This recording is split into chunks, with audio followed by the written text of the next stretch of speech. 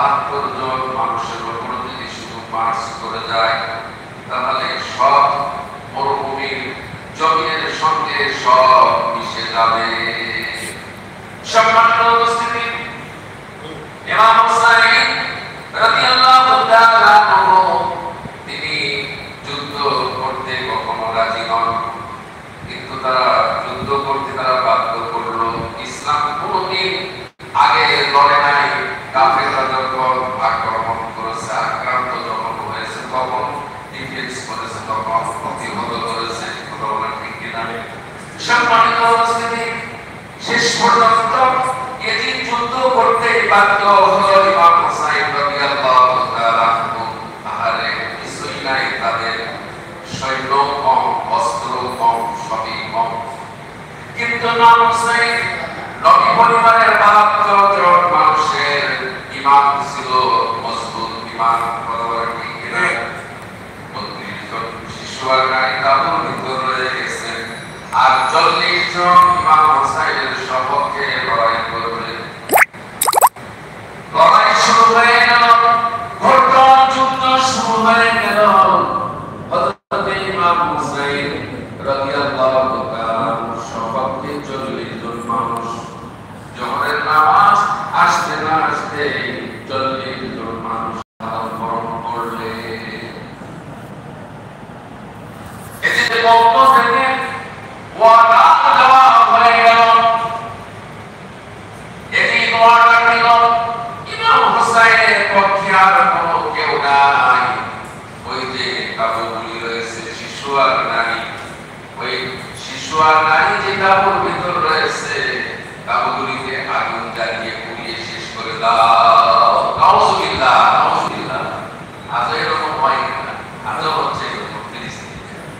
আজও ফিলিস্তিনিতে একই ঘটনা ঘটতেছে, ইরানে একই ঘটনাই ঘটতেছে। ওই ইহুদির বাচ্চারা আজও করছে।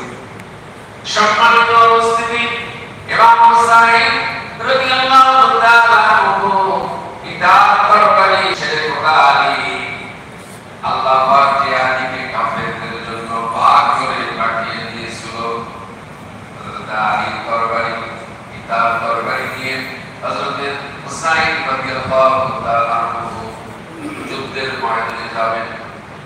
গ্রামের কোন সারাবাহী স্ত্রী এসে বলছে, স্বামী গো, এতক্ষণ আমার কেউ পা চষেছে, আমার স্তনেও দুধ নেয়, মাত্র 6 মাসের বাচ্চা, 6 মাসের বাচ্চা শিশু আলী আসগর হুসাইন রাদিয়াল্লাহু তাআলা আনহু কলিজার টুকরা সন্তান আওলাদ রাসূল হযরত ইমাম হুসাইন রাদিয়াল্লাহু তাআলা আনহু কলিজার টুকরা সন্তানকে নিয়ে তুরাগ নদীতে চলে গেলেন। তোমাদের সঙ্গে আমার রাজনৈতিক মতবিরোধ থাকতে পারে, যেমনি করে চলে গেল। হযরত ইমাম হুসাইন কলিজার টুকরা সন্তানের রক্তগুলি নিজের শরীরে বাঁধতে লাগলেন, আর বলতে লাগলেন, কলিজার টুকরা সন্তান, তুমি জেনে রেখে দিও, তোমার এই রক্তগুলি হযরত সালেহ আলাইহিস সালামের উটনির রক্তের থেকে তোমার এই রক্ত আমার আল্লাহ রাব্বুল আলামিনের কাছে বেশি পছন্দনীয়। হযরত ইমাম হুসাইন কলিজার টুকরা মহা সন্তানকে তাঁবুর ভিতর স্ত্রীর কাছে দিলেন, বললেন, এমন পানি পান করে এসেছি, জীবনে আর কোনদিন পানি পানি বলে তোমাকে আর বিরক্তি করবে না। ফুরাত নদীর দিকে চলে গেলেন, গলা কাঠ হয়েছে, পানি পান করবেন। হযরত ইমাম হুসাইন নবীর ভেতর এসেছে ফুরাত নদী, পানি পান করার জন্য হাতে পানি নিয়েছেন। এমন সময় মনে পড়ে গেল, পানি, এক ফোঁটা পানির অভাবের সম্ভাবনা হয় জীবন।